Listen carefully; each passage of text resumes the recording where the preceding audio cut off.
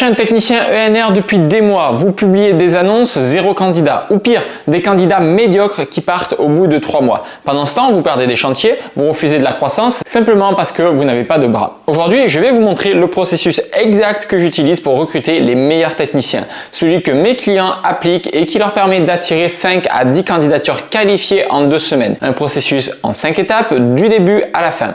Je suis Corentin Alberti, dirigeant de CMJ Consulting. J'accompagne les entreprises ENR et la question du recrutement revient systématiquement. Alors, j'ai créé un processus qui fonctionne et je vais vous le partager maintenant. Mais avant d'entrer dans le processus, vous devez comprendre quelque chose de fondamental. Le marché du recrutement a complètement changé. Et si vous ne comprenez pas ce changement, eh bien, vous ne recruterez jamais. Il y a 10 ans, les dirigeants avaient le pouvoir. 50 candidats pour un poste, vous pouviez choisir, vous pouviez négocier. Vous avez la main. Aujourd'hui, c'est complètement l'inverse. Les salariés ont le pouvoir, un bon technicien reçoit 10 offres et c'est lui qui choisit son employeur et pas vous qui le choisissez. Et voici vraiment le changement de paradigme que vous devez absolument intégrer. Vous n'embauchez plus, vous vendez votre entreprise. Exactement comme vous vendez un chantier à un client. Si vous ne comprenez pas ça, vous allez continuer à publier des annonces plates, à attendre que les candidats viennent à vous et à vous plaindre qu'il n'y a personne. Pendant que vos concurrents qui ont compris ça recrutent les meilleurs et développent leur activité. Alors voici le processus complet. 5 étapes, de la création de l'annonce jusqu'à la sélection du meilleur talent.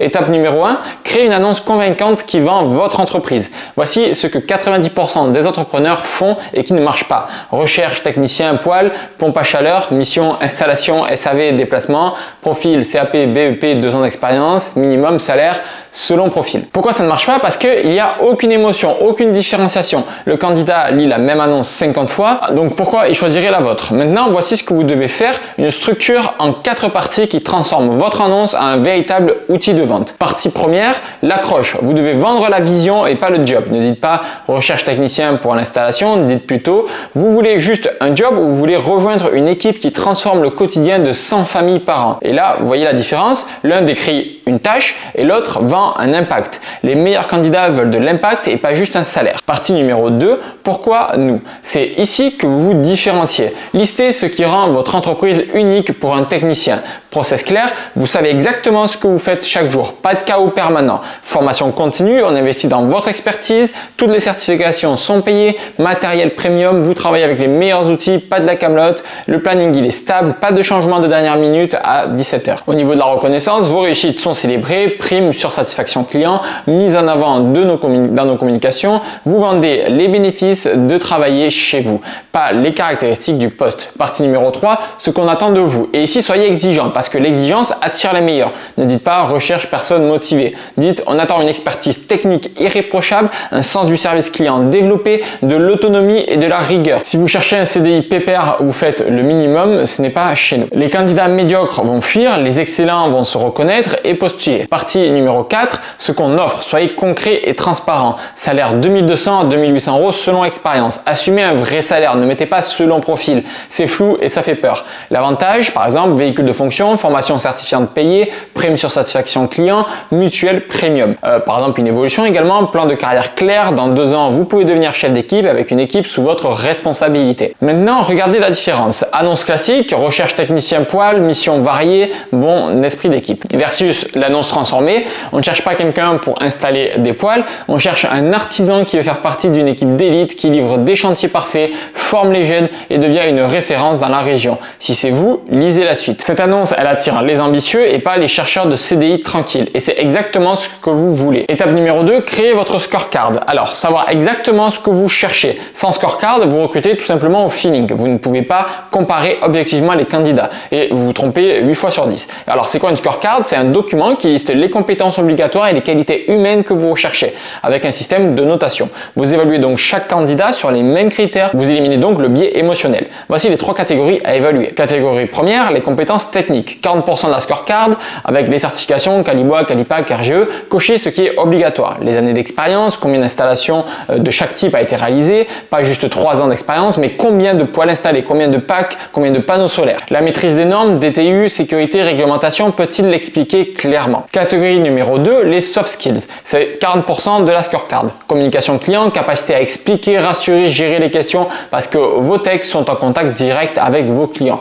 La rigueur et l'organisation, est-ce qu'il arrive préparé, suit un process, range son chantier, autonomie et résolution de problèmes. Quand il y a un imprévu, est-ce qu'il vous appelle en panique ou est-ce qu'il trouve une solution? Et également au niveau de l'état d'esprit, amélioration continue ou j'ai toujours fait comme ça et ça suffit. Catégorie 3, c'est le fit culturel, c'est 20% de la scorecard. C'est l'alignement avec vos valeurs. Si vous prenez l'excellence, est-ce qu'il partage cette exigence? Ambition personnelle, veut-il évoluer, apprendre, grandir ou il veut juste faire ses heures et rentrer chez lui? Maintenant, comment utiliser cette scorecard? Chaque critère est noté de 1 à 5. 1 insuffisant, 3 correct, 5 excellent. Vous fixez un score minimum requis, par exemple 4 sur 5 en compétences techniques obligatoires, 4 sur 5 en soft skills obligatoires et quand vous rencontrez un candidat, vous notez sur chaque critère immédiatement après l'entretien. Vous comparez les scores, le meilleur score égale le meilleur candidat et pas celui que vous aimez bien, celui qui est objectivement le plus qualifié. Et cette scorecard élimine vos biais, elle vous force à être honnête et elle vous évite de recruter la mauvaise personne juste parce qu'elle vous a fait bonne impression.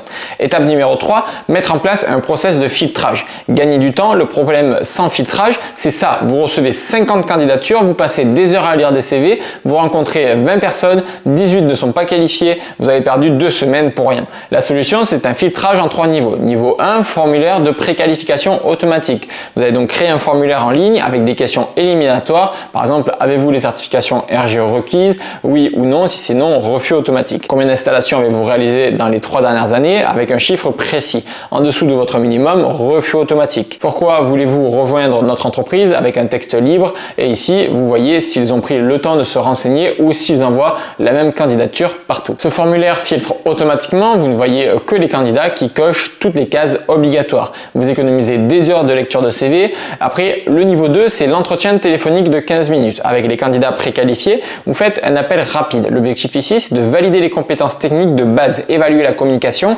sentir la motivation réelle. Donc, vous pouvez poser des questions comme par exemple, décrivez-moi votre installation la plus complexe et comment vous l'avez gérée. Sa réponse va vous dire immédiatement son niveau technique et sa capacité à structurer sa pensée. Après, par exemple, vous pouvez demander comment gérez-vous un client mécontent sur un chantier. Ici, vous voyez son relationnel et sa gestion du stress. Ou alors, où vous voyez dans 3 ans. Vous comprenez donc immédiatement son ambition et si elle est alignée avec votre entreprise. En 15 minutes, vous éliminez donc 50% des candidats à cette étape parce que au téléphone, vous entendez déjà les red flags. Le niveau 3, c'est la sélection pour entretien physique. Seuls les 3 à 5 meilleurs passent cette étape. Vous ne perdez plus votre temps avec des rendez-vous inutiles. Vous rencontrez uniquement des candidats vraiment qualifiés. Étape numéro 4, recevoir les premiers entretiens. Évaluer en profondeur. Ici, la plupart des entrepreneurs font une erreur fatale. Ils discutent 1 heure avec le candidat, ils lui posent des questions classiques et ils décident au feeling. C'est comme ça qu'on recrute des catastrophes. Donc voici la structure d'entretien que vous devez appliquer. 1 heure découpée en 4 parties. Partie 1, test technique pratique, 20 minutes, amenez le candidat dans votre atelier, votre dépôt ou montrez-lui des photos de chantier,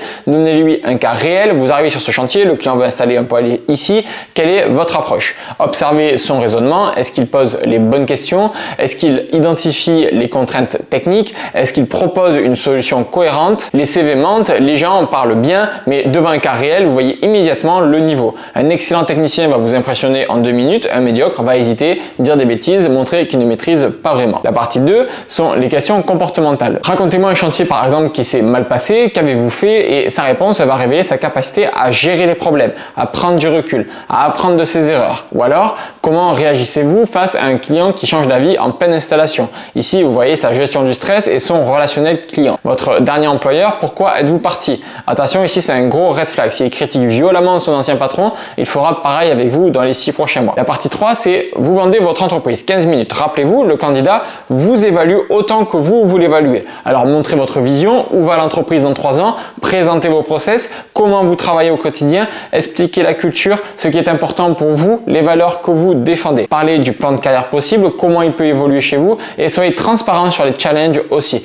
On a des périodes de rush où c'est très intense, on attend de l'adaptabilité. Les meilleurs candidats apprécient l'honnêteté, les médiocres vont fuir et c'est tant mieux. La 4e partie sont les questions du candidat. À environ 5 minutes, vous allez le laisser poser ses questions, les questions qu'il pose en disent long sur lui-même. S'il demande uniquement c'est quoi le salaire exact, combien de jours de congé, je finis à quelle heure, c'est un mercenaire. Il cherche le minimum d'effort pour le maximum de confort. S'il demande quels sont les objectifs de l'entreprise pour les 3 prochaines années, comment vous formez vos équipes, qu'est-ce qui fait qu'un technicien réussit particulièrement bien chez vous, c'est un bâtisseur. Il veut comprendre où il met les pieds et comment il peut contribuer. Cette heure d'entretien structuré vous donne infiniment plus d'informations qu'une discussion de 2 heures au feeling. La dernière étape, la numéro 5, c'est sélectionner le meilleur talent, prendre la décision. Vous avez rencontré 3 à 5 candidats, vous avez vos scorecards remplis. Maintenant, comment décider objectivement? Première règle, utilisez votre scorecard. Comparez les scores, le meilleur score égale le meilleur candidat, pas celui que vous préférez personnellement, celui qui est objectivement le plus qualifié. Deuxième règle, vérifiez les références. Toujours appeler les anciens employeurs.